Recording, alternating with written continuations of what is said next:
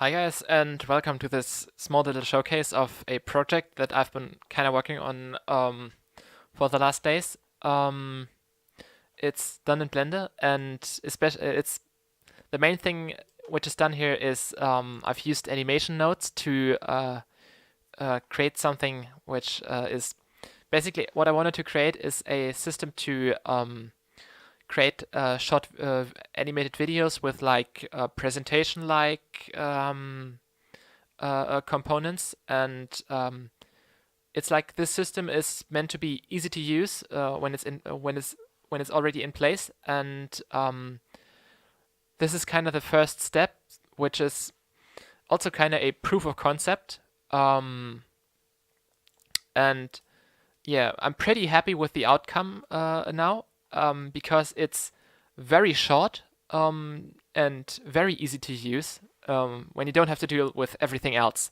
So basically, what you get, I'll just show you the animation. Um,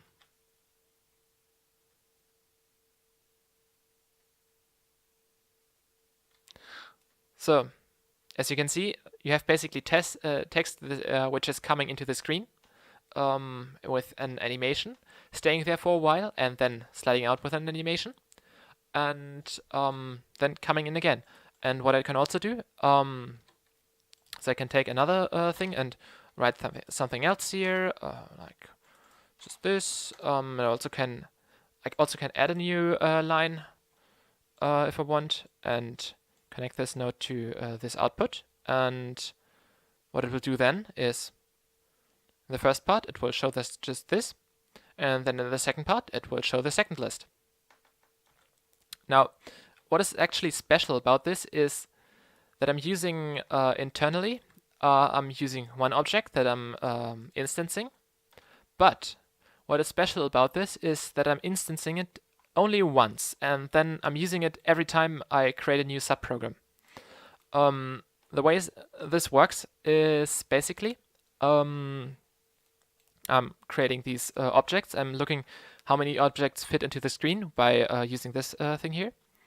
Then I put it in here, and I pass in the time from when I wanted it to start, when it should end, and then passing out the object just to, so I don't have to do like this madness here. It's basically just passing it through, and then this is the full system, which is controlling these nodes. Basically, this node is everything this here you see here, and it's, as you can see, it also is consisting out of multiple subprograms. And okay, so the main magic is this little node here, the pass range. It's a custom node I created, or a subprogram, and what it's basically doing is it's taking a time input as input minimum, a time output input as input max, and a current value.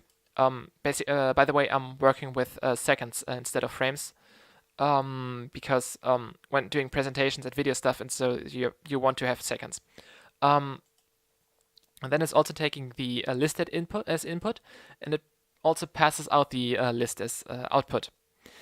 And the real magic here is this thing here. You can see it's very short, but basically it's checking, it's very similar to the map range, but it has one very key difference. So basically it's checking for the minimum value, and the value, if the value is larger than min and larger and smaller than max, so in the range of minimum and maximum, it will return list. And if it's outside, it will return an empty list. Now, this is the main magic, because this allows me to use the same object every time and reuse it every time. So basically, I'm outputting the text. And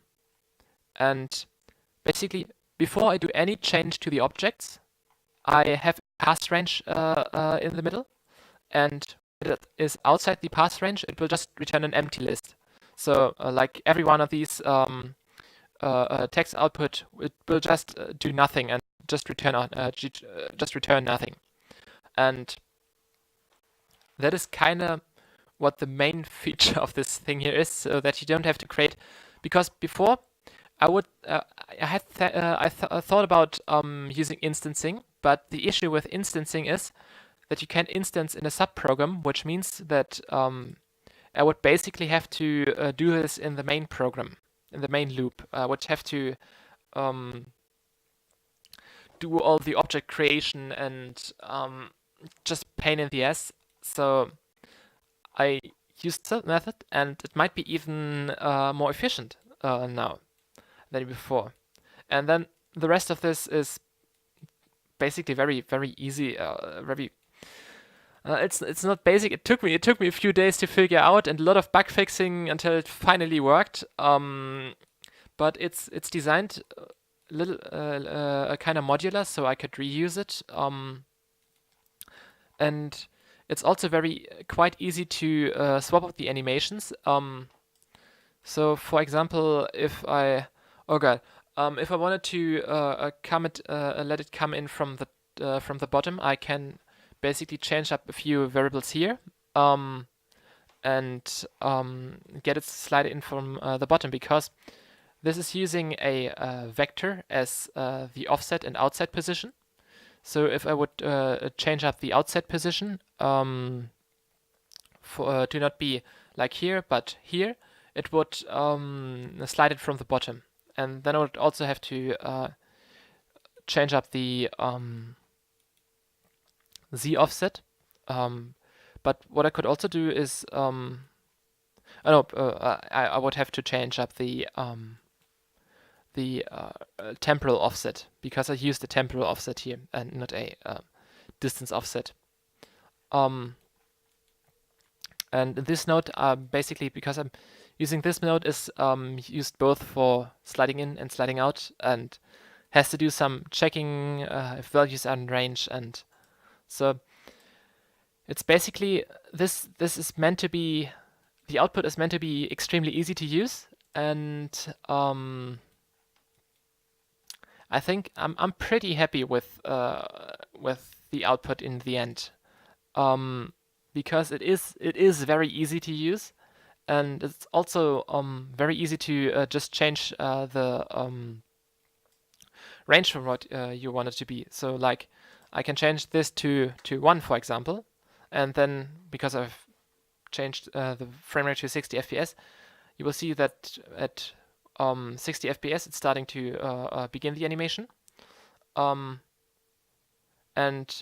because I've had such a narrow range here, it's basically just jumping back because of the time the animation